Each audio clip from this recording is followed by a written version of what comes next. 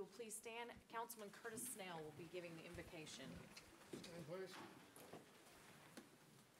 Dear Heavenly Father, thank you, Lord, for bringing us here tonight. And thank you for this beautiful audience we have today, Lord. And Lord, help us as council members to make good, wise decisions on our work tonight.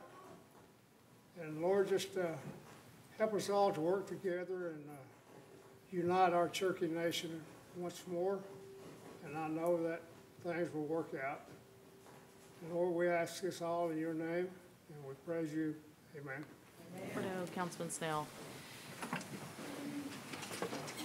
Before we get any further, I would ask everyone in the audience, and I hope the members of the council too, to turn off their cell phones. If you have not already done so, I know we had problems at our earlier meetings, and then we'll proceed.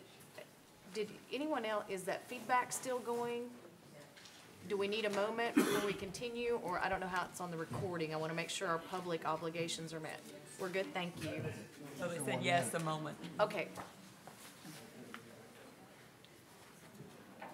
So that we meet our Freedom of Information Act requirements, if you'll please be patient with us, we are going to wait a moment so that they can fix those issues.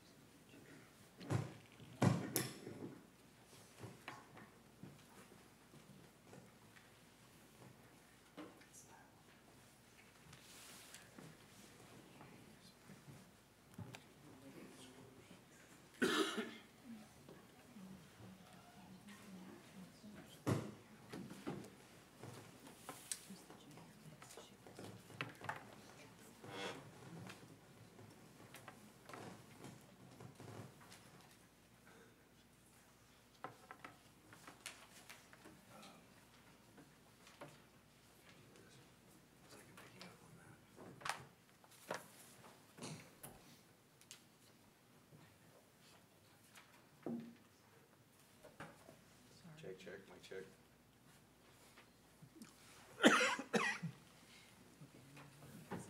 We'll go ahead and proceed then, and if there's any problems, to make sure that our meeting video is good for the public watching, just let us know.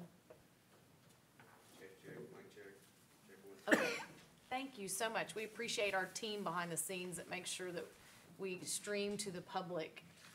So, Ms. Shelley Britton, would you please do roll call? Bill England. Here. Bill John Baker. Here. Jack Baker. Here. Juliet Coates. Here. Jody Fishinghawk. Here. Janelle Fulbright. Here. Don Garvin. Chuck Hoskin Jr. Here. Tina Glory Jordan. Present. Lee Keener. Dick Lay. Here. Curtis Snell. Here. David Thornton. Present. David Walkingstick. Here. Kara Callan Watts. Honey. We do have a quorum. Thank you, Ms. Britton. Now we have approval of the minutes from the September 12th, 2011 regular session. Do I hear a motion to approve? Move for approval. Second. Ms. Britton, I don't know who you want to give the second to. Okay, it's been seconded by Councilman Keener. Thank you, guys. Now we have State of the Nation by Acting Chief Joe Crittenden.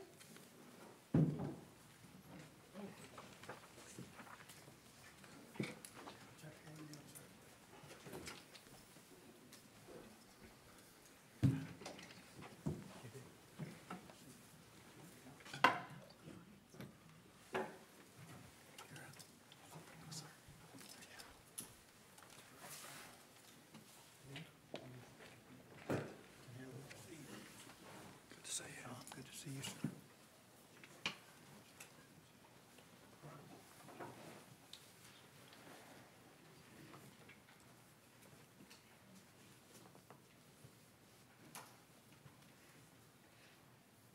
I'd like to welcome you to the October 10, 2011 council meeting.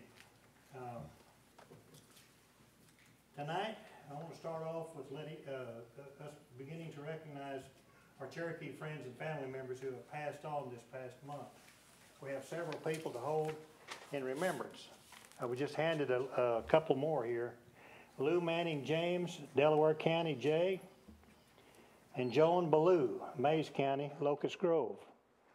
Also, I have Rodney Gene Clark, father of Rhonda Clark, Terry K. Lee, Rebecca Hare Cooney Leaf, sister of Roberta Sapp, Thomas Sonny Keener, brother of Wyanetta Springwater, and Fabian Keener. Does any of the council have any, Jody? Brenda Wolf. Yes, Julie. Gene Geisler in Albuquerque, New Mexico. Lee, did you have someone? Yes, Buck England and Leon Clemens. Don? Betty Lou Smart, Muskogee.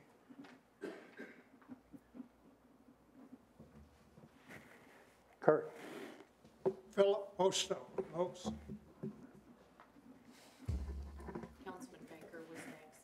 I'm sorry, Bill. Estel Hamby. And Councilman Hoskin, Thank you, Madam Speaker. Lee McCoy, Craig County. Councilman Fishinghoff, or Councilwoman? Another one, Joe. Gene Hammer, he was from the Kansas City at-large group. He was a full-blood Cherokee speaker, writer. Passed away this past month. This is a big month. Some months we don't have very many. Unfortunately, we had a bunch this time. So if that's all, would you join me in a moment of silence, please?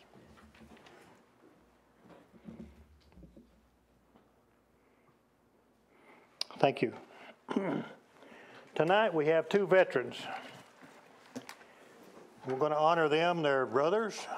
Their names are Jim and Rod Lacey. If you gentlemen would come forward, please.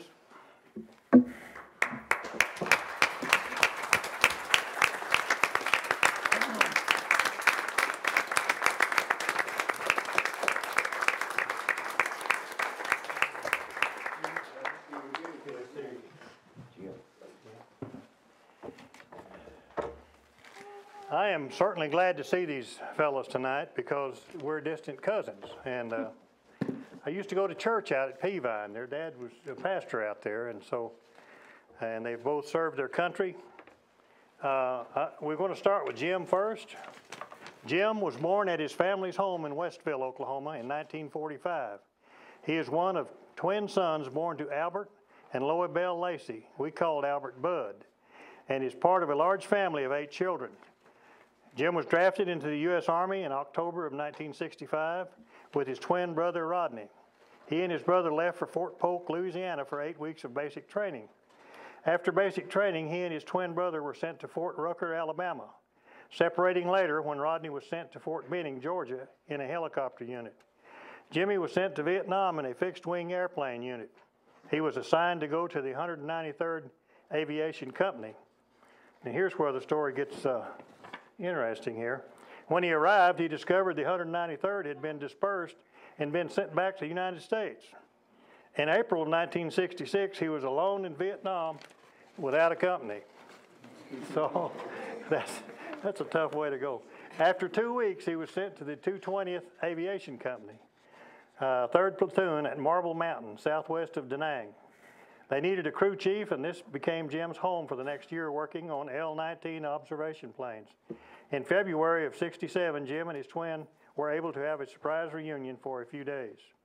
Jim returned to the United States from Vietnam in April of '67 and was stationed at Fort Sill Army Base in Lawton. On June the 5th, '67, during a leave of absence, he got married. He returned to the base and made his home in Lawton, Oklahoma, until he was honorably discharged in October of 1967. He is now retired and lives in the community of Oaks, Oklahoma, with his wife of 45 years, Lutricia. So we'll put the medal on him, and then we'll do Rod.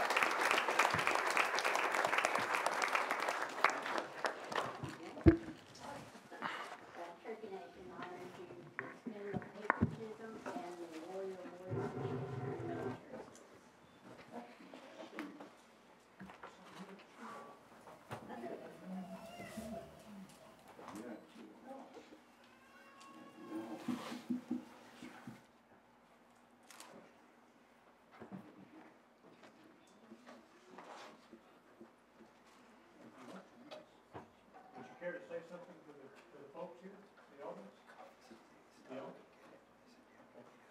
sit right there, and then we'll honor your brother, and then we'll... Okay?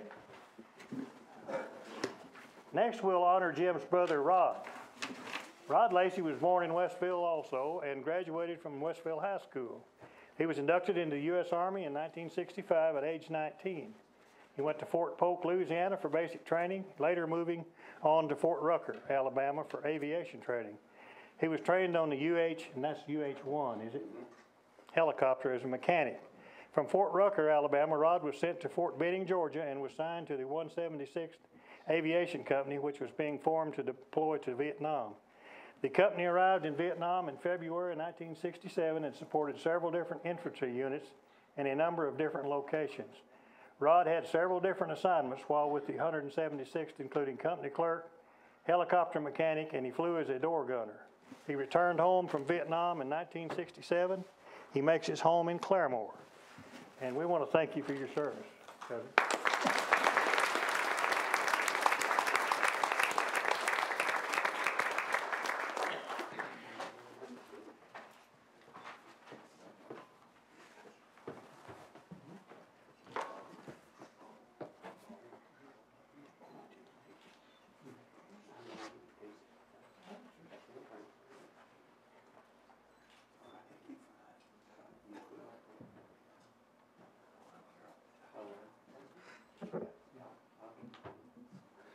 One more hand for these fine gentlemen.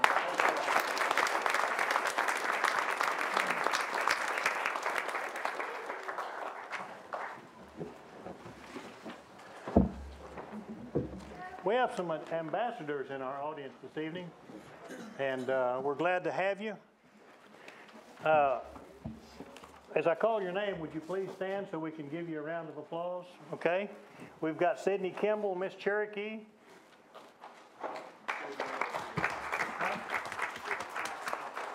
I saw her earlier. I thought she was with us. Okay.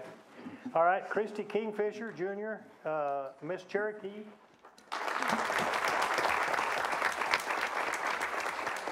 Little Cherokee Ambassador, age 4 to 7, Lily Jo Jordan, and Hayden Gertie.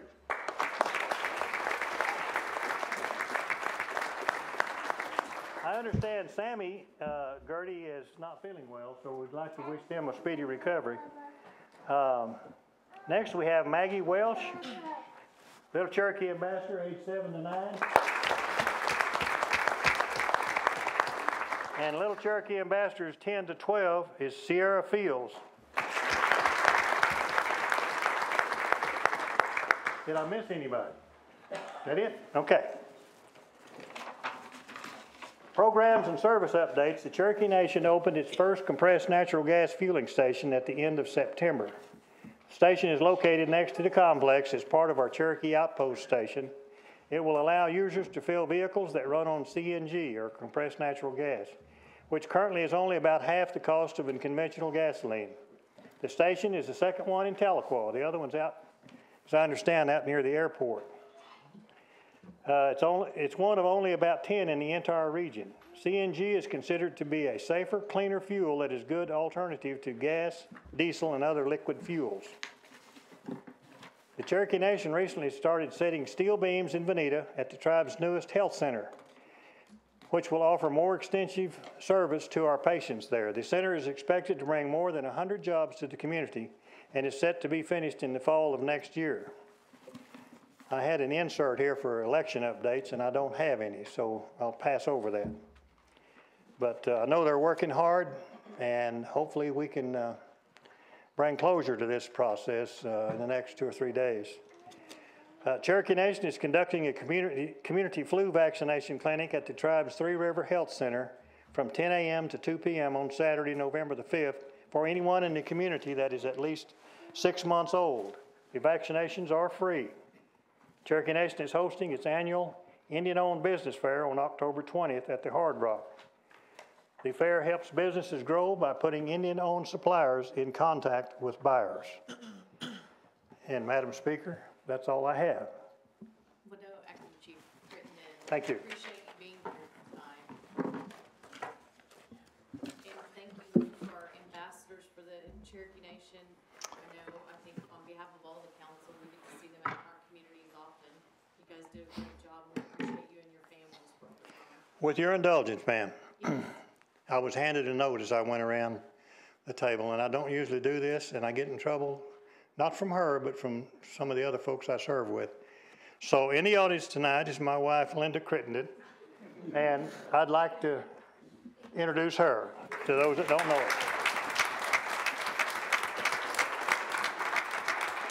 Thank you very much. Thank you. Yeah, you would be in trouble. Okay, now we go on to action of unfinished business. There is none. We have committee reports. For our monthly reports, first up is David Sutherland with the Housing Authority. Good evening. Good evening. It's good to be here this evening, and I'll make my report rather brief. The Housing Authority Board meeting for October was held last Tuesday. We had to reschedule due to conflict in schedules on the 18th. The next meeting will be the 15th of November over in the Eileen Hogner Conference Room at the Housing Authority Building. Last week, the Cherokee Nation and the Delaware Tribe executed a subrecipient agreement for their housing block grant funds. The Delaware Tribe recently assumed the activities of their housing authority, which is located in Chelsea. The subrecipient agreement will allow us to reimburse them for their housing activities. We met with the new chief, and I apologize. Some of you can say her name. I cannot pronounce her name. Pachonik. I marked it out because I knew I couldn't say it. We met with her last week. First time I'd met her. She's a very nice lady. They've already submitted some items to change on the Indian Housing Plan, the things that they do, so we'll be revising that in the coming weeks. One thing that we've been dealing with, my rehab, home rehabilitation staff, is we've got a lot of lead-based paint houses, and we continue to have issues with getting contractors to get those abatement jobs done. I have some force account crews that do that, but because of the number of houses that we've had test positive, we're kind of getting behind. The cost of abatement is very high because it is specialized. You have to have specific training and license, and many contractors just don't want to deal with it. Those that were doing abatement work have chosen not to, just because of the high costs on them, as well as the specialization. We're encouraging them to do that again. And the reason I bring it up tonight, just in case any of them's watching, maybe they can be encouraged, but my staff are trying to get those folks to get back out and do that again. HUD takes lead abatement very seriously, as do we. And it's, before we can do any rehab work on a house, if it tests positive, we got to fix the rehab stuff, or the lead stuff first. So it's very important. But I'll keep you all abreast. I may even be calling on some of you to maybe do some arm twisting on some contractors. Anyway, I just want to mention that. That's my report for the evening, if anyone has any questions. Thank you, Mr. Sutherland. Does anyone have any questions from the body? Seeing none, thank you. Thank you. For spending time with us this evening. Next, we have David Stewart for Cherokee Nation Businesses. I guess we have the privilege of Mr. Sean Slayton. That's right. Thank you, Kara. David's out of town tonight. I have a brief report as well. Reporting on July, the financial results were a fantastic month. Actually, I think it was our second or third highest in our gaming history. In addition to that, we provided tax collections of $258,000 that were remitted to the nation. Some of the projects and a few other updates that we have. Our Cherokee Services Group was awarded a $1.4 million contract from the Department of Energy to provide administrative and property management support services for the Upper Great Plains region of Western Area Power Administration.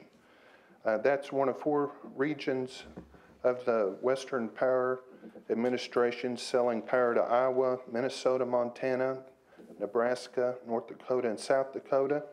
They generate over 12 billion kilowatts of firm power from 8 dams and power plants in the region, selling enough energy to power 3 million households. And we're providing the manpower to help administer those power allocations. They were also awarded a contract with the Department of Commerce and Department of Health and Human Services. Cherokee Nation Businesses has joined with Cherokee Nation to partner with Junior Achievement. It's an extension of our Cherokee Citizen Development Initiative and funds financial literacy programs in 16 schools within the 14 counties of the Cherokee Nation. Marietta Elementary is the first Cherokee-sponsored school to visit BizTown. The effort's part of the literacy initiative backed by the Cherokee Nation Foundation and businesses. The focal point of the cooperation is the October 28th grand opening of the Cherokee Phoenix newspaper in Junior Achievement BizTown. The Joint at Hard Rock celebrated its first birthday. More than 100,000 fans have attended concerts this year. We've hosted over 45 events. Among some of the popular shows were Dierks Bentley Band Company, Hall & Oates, Hart, Blake Shelton, Josh Turner, and ZZ Top. Also like to make mention that Cherokee Casino Hotel in West Siloam Springs was named Best Casino by the readers of the Northwest Arkansas newspapers, which was the second year for them. They do a great job up there. Current employment at C&B is 4,103. Of those, the Cherokee percentage is 63.1, with other natives at 9.9 for a total employment of 73% for Native Americans. And that concludes my report, and I'll be happy to answer any questions. Thank you, Mr. Slayton. Does the body have any questions? Mr. Slayton, I see no questions, but I do hope you stay around because I assume Mr. Stewart has prepared you for the FCC permit sale resolution and to answer those questions. Yes, ma'am. Thank you. There's old business is our next item. There is none pending. I believe I would entertain a motion to amend the agenda to add number 5 from Chair of Resources, Councilman Snell.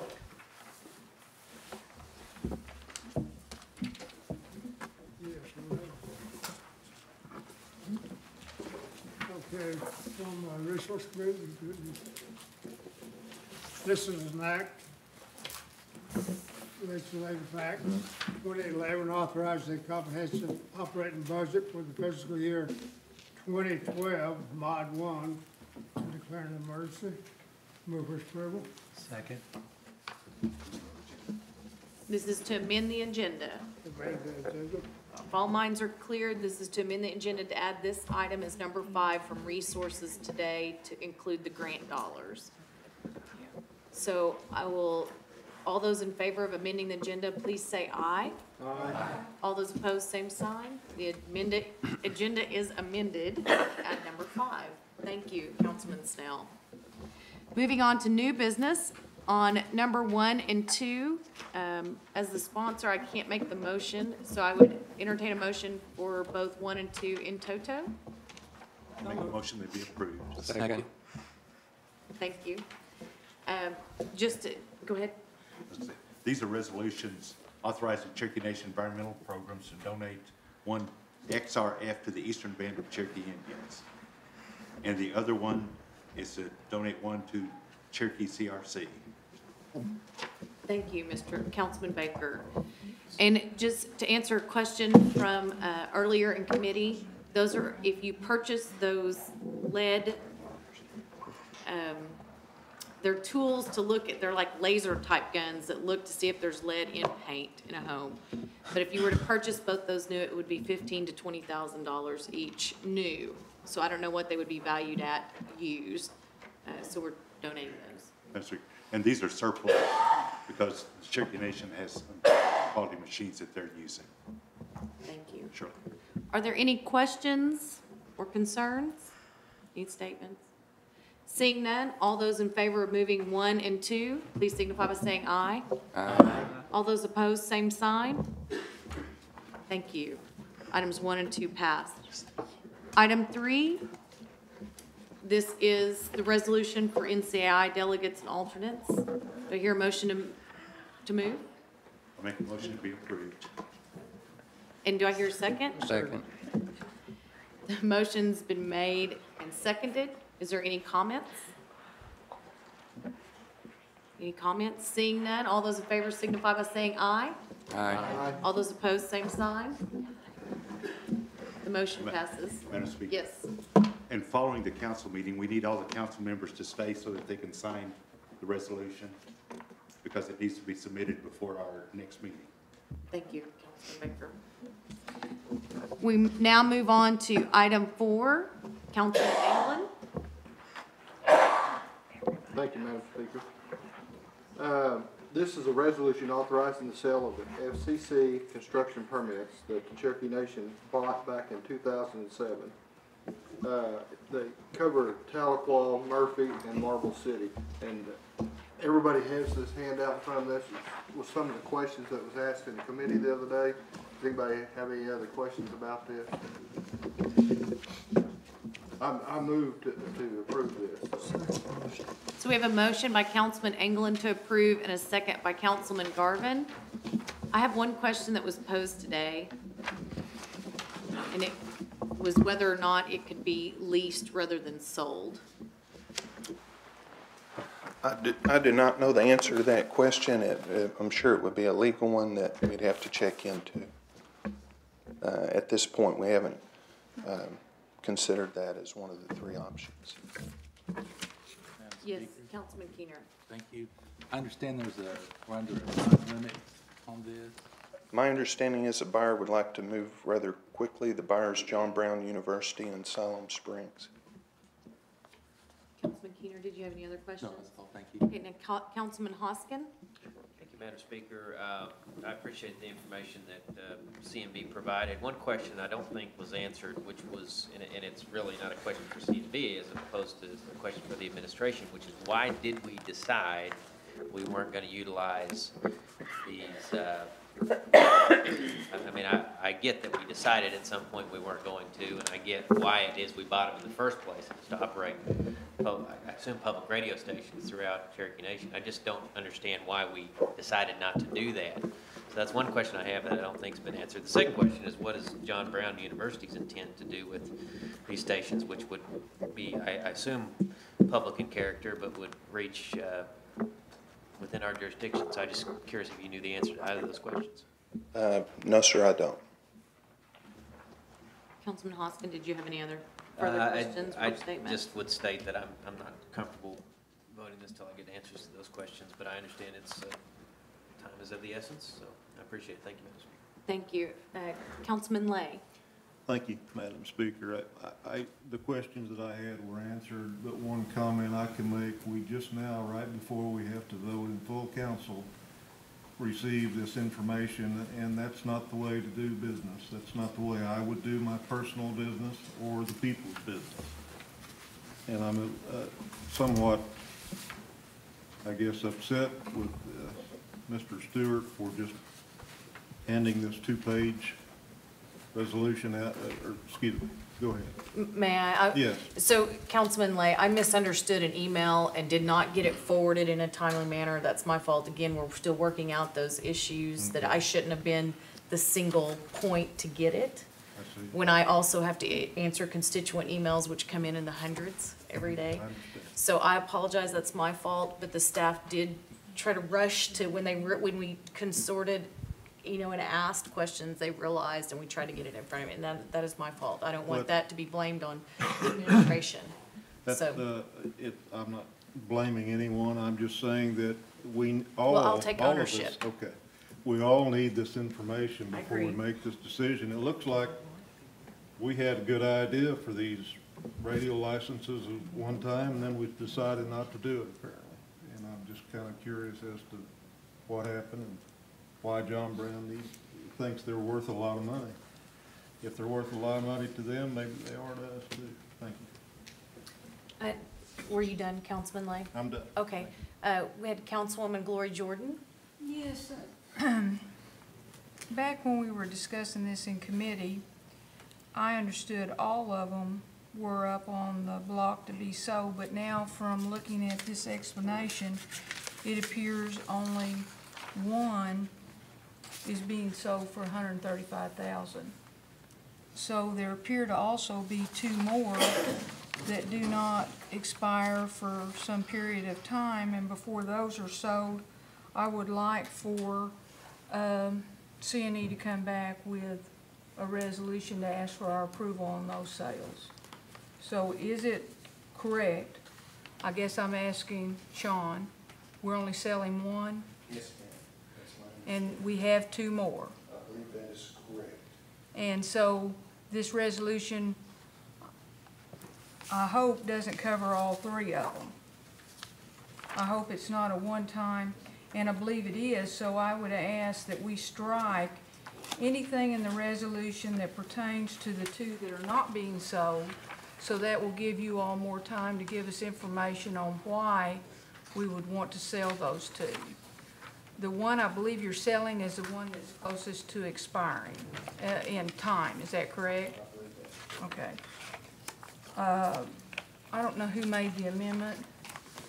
I'm fixing to make a friendly amendment, or who made the motion? I'm fixing to make a friendly amendment. So Councilman England made the motion, and I believe Councilman Garvin made the second. Okay, but I have another idea too, and I'll be putting that in the same friendly amendment. After our initial committee meeting on this subject, I talked with Mr. Stewart and understood that there really was no qualms by C&E in us, and I don't want to put words in his mouth, so Sean, fall in here if I'm misstating something, but my understanding was, as far as the $135,000, and since we still own two of these, that there's probably not a real problem with us putting this in the general Cherokee Nation treasury as opposed to you getting it back. My understanding is that Dave has discussed that. He's willing to come up with a split that works for everybody. We were. Well, I don't want to split, I want it all. I think we had some out-of-pocket expense. We would like to make sure we get back if we can, and we also need to check the accounting rules. I would suggest that the out-of-pocket expense probably needs to be apportioned out amongst the three. So he probably needs to find buyers for the other two if he wants to recoup his whole. We want to keep him interested in peddling those if we sincerely have no need for them. So I don't want him to recoup all his expenses up front. I want to apportion a small amount and the bigger amount come back to us because they are in our name. I will pass that on. So, and I'm making that in the form of a friendly amendment to Buell, that one, we delete any part in the resolution that includes any permit that is not being sold, so that when the time is right and you find other buyers, that you will come back to this body using the same method, informing us of how much and when and who to. Councilwoman, just to simplify, can we make two friendly amendments in that long one right there? Well, I haven't got the second part yet, but, I mean, I'm not, okay, I'll offer that first one as a friendly amendment. I'm not cutting you off, that- I'm just asking. I understand what you're saying. The first friendly amendment that I will ask Buell to entertain will be, we delete any reference in the resolution to any permit not being sold as of, right in the next week or two. And I believe that would leave one permit for $135,000. Councilwoman, just to make sure all minds are clear, the way I understand the friendly amendment is the resolution should strike all language referring to all three. It should only refer to the one actually being sold. Correct. And that would entail deleting the second resolve clause. The first resolve clause deals solely with the Tahlequah permit and specifically authorizes the sale to John Brown University. And the second resolve clause would authorize the principal chief to sell the Murphy permit to an unknown person to such buyers as the principal chief reasonably deems appropriate. So your friendly amendment would be to strike the second. Would be to strike that one. I only want the one in that is the immediate need to sell because it's expiring. I'm not saying that it's a good idea to to sell it. I'm just saying, let's only do the immediate So one. we're gonna come back to you. Councilman England, do you accept her Yes, friendly I will amendment? accept, her first. And so does Councilman Garvin as the second. Thank you. Now, what's your second? Now, the second one is, I understood from Mr. Stewart, there's not a real pain with him on where the proceeds of this sale go to. And again, I don't want to misspeak, but that was my understanding, that this sum of money could come to our treasury and be expended out on over-needed programs. So I'm asking in the form of a friendly amendment that the proceeds of this particular one sale go to Cherokee Nation General Treasury to be expended out into our program services and our needs. So just to clarify, Councilman Jordan, there is no opportunity for them to be reimbursed for any portion Well, of we their- have cost too, and I didn't even get I into believe it's that. 12,000 is what's on the bottom of the memo. I'll amend that just a little bit, that they be reimbursed for 1/3 of their cost. Okay. Because we have 2 other permits they can apportion the cost out over. Are all minds clear on the friendly amendment? That would be 1/3 of the cost would go back to them directly from the 135,000. Clarification. There are only 2 permits remaining. The one, Marble City, had already expired. And we have the Telepaw and the Murphy. I understood there was. There had been 3, but one is So already we expired. lost one through expiration, and we only have 2 left. Then I would ask Buell and the second to consider we give them 1/2 of the cost out of this, and the rest goes into the Cherokee Nation Treasury. Thank you, Councilman Baker, and I think we're clear now. Councilman England, do you accept the friendly The only amendment? I just need to know, is it half of the 12,000? No, the 12,000 was our cost. They had a bigger cost, I believe. And Sean, you might enlighten us as to the cost. Your half would be more like 55,000, wouldn't it? That is correct. Okay. Okay, I'll accept that. Okay, No. so both the motion, the person who moved and the person who seconded have accepted her friendly amendment. And to restate it, just so all minds are clear since it's on the floor, is that the funds would be directed to the Cherokee Nation General Fund, with C&B able to request half of their incurred cost for the 3 FCC permits received. Yes, even though I am a little bit upset that they let the one expire without finding a buyer for it, but I guess we won't punish them Okay, too but much. on the friendly amendment, did that clarify correctly? Clarified, yes. Thank you, Councilwoman. And so are all minds clear? Both friendly amendments have been accepted. We have a resolution and these motions on the floor. Are there any further questions? Yes, Councilman Thornton. Yes, I'd like to ask, are there any other permits of this nature out there that the Cherokee Nation owns? Well, I can't speak for the Cherokee Nation. I'm not aware any for Or C&B? C&B. That's not to say that they're not, but I'm not aware of any at this Wasn't there time. one that came out of Tulsa with it? Is there what? Wasn't there one Uh, permit came out of Tulsa there with was- that we bought? That the There was one for C&B Marble bought? City. There were 3. The Marble City one expired. That left these 2. Murphy and Telepaw, and we're selling, I believe, Telepaw. And that's the only one, other one I'm aware of. Councilman Thornton, did you have any further questions or comments? No, that's it. Okay, thank you. Just before we close this discussion and bring this to a vote, this is what I heard today that you'll need to take back to Mr. Stewart for action. So Councilman Thornton has requested, and I think the body would request, that we do a review and ask if there's any of these other licenses or permits outstanding that we own, and those be reported at ENF. Okay. Because that would be the next time we would see Mr. Stewart, I think, during the report. And then the history, what I heard from the committee meeting that we still don't have, is the history of how we got to these 3. It doesn't have to be lengthy, but some kind of brief history, so we understand how we got involved. and maybe a better understanding of what we're gonna do with the remaining one. Does that sum up, was there any other, did I miss anything? And we appreciate your time tonight. You're welcome. Mr. Slayton. Prior to voting, I do have one other question. Yes, Councilwoman. Is there a difference between the Tahlequah construction permits and the Murphy permit in terms of how the university that's purchasing would be using it? I don't know the answer to that. The reason I ask that is they are buying the one with the longer expiration date, and we're being left with the one with the shorter amount of time to peddle it. I'm gonna guess, but, and it's probably not a good thing to do in here, but it may be the area, the broadcast area that license transmits to.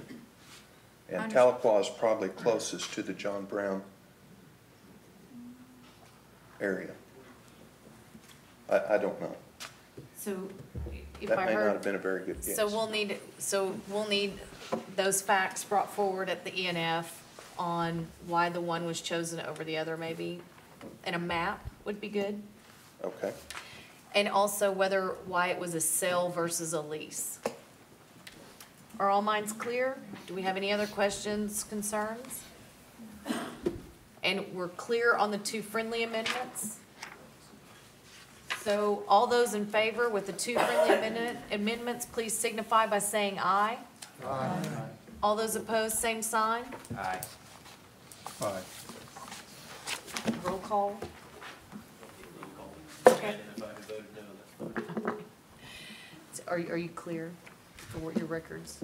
Okay. The resolution passes with the two friendly amendments. Now we have item number 5. And Councilman Baker is the sponsor. Yes. This is a budget mod 1, and it increases our budget authority by $1 million. It's Department of Interior Self-Governance Fund, and this is a grant for the Realty Trust Asset Accounting Management System. It's a multi-year funding award, this year being $1 million. I make a motion that we approve it. Second. We had a motion by Councilman Jack Baker and a second by Councilman Lee Keener. Are there any questions? Yes, Councilwoman Fishing Hawk. Tom, I got a question for you. I'm looking at the amendment to this Department of Interior Self-Governance. And on the second page, I see that on August the 29th of 2011, it says it was signed by W.R. Ragsdale for Principal Chief Chad Smith. Maybe it's just some kind of mistake that needs cleaned up or housekeeping. But does it need taken care of? Because that was 2 weeks after Joe Crittenden took office as Principal Chief. Would you like to see a copy of it?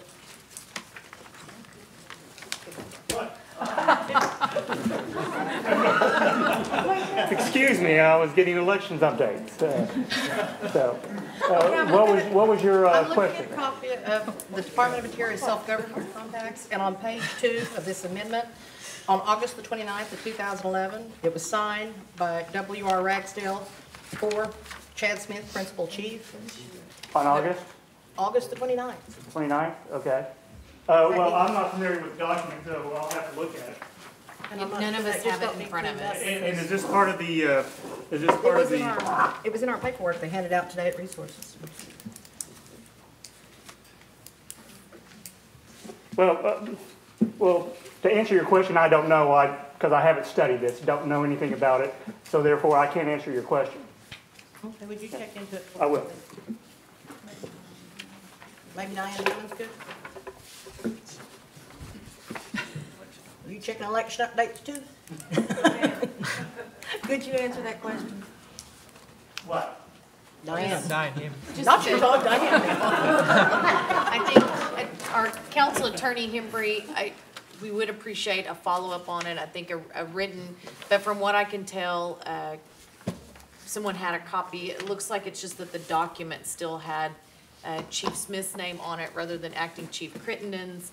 And it's not a signature by, it's just that it was still in the form letter type situation. But if you could confirm that there's nothing, that would be great. Okay, so we have item number 5, which has been... Excuse me, somebody has wrote in 4 on there. It's not a signature. Somebody wrote in 4. maybe you need to look at it.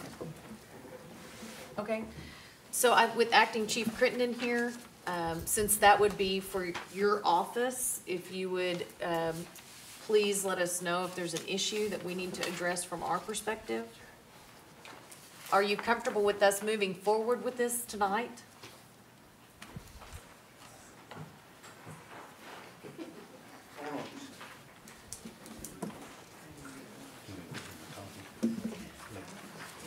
I think that's what Amber's doing right now. Thank you for your patience as we confer for just a moment. Ms. Ketcher, if you'll go to the podium, I think if, Madam Speaker, could I? yeah, please, Acting Chief Crittenden, please come down. I think your treasurer may have something to share as well. Callie, I don't mean to run in front of you. With this this limbo type time we've had here, there's a lot of documents that have been filled out ahead of time with the Chad Smith's name on them. They've had Acting Chief Crittenden, Acting Chief S. Joe Crittenden, any number of things, okay? A lot of times I strike out maybe the name that was already on the document and put my name on it.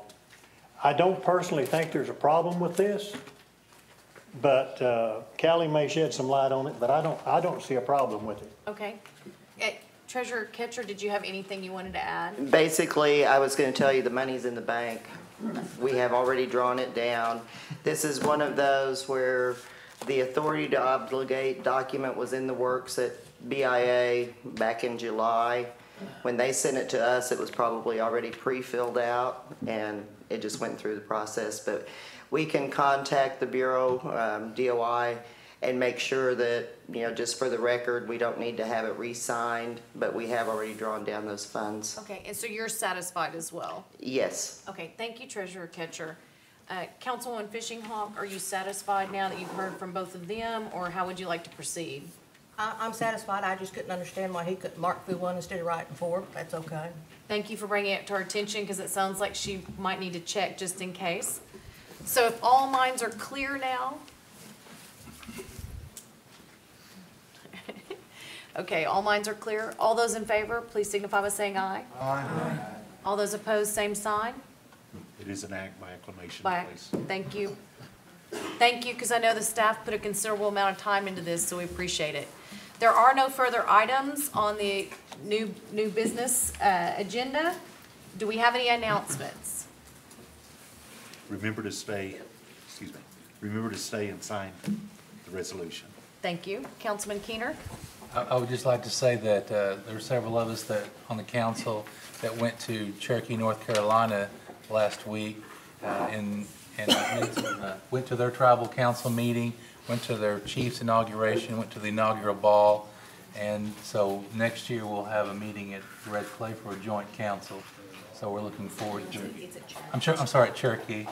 So we're looking forward to that, but we wanted to go out there and build some relationships with our brethren out there. Thank you, Madam Speaker. Thank you, Councilman Keener.